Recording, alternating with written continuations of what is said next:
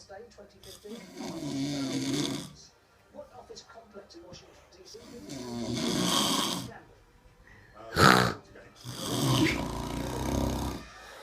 Colin, £4,000. Gambling man? Depends on the offer. Time to face the chaser.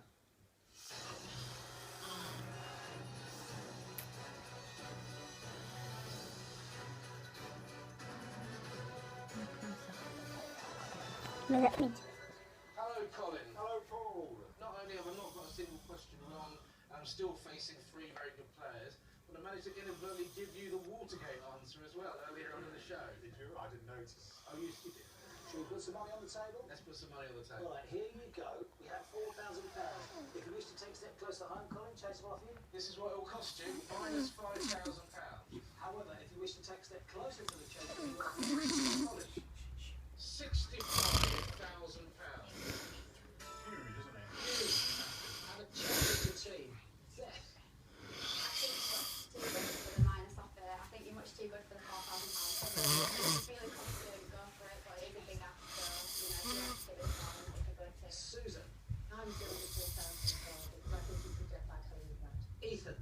I'm still ruling turning down £37,000 even now. That is skepticism. I agree.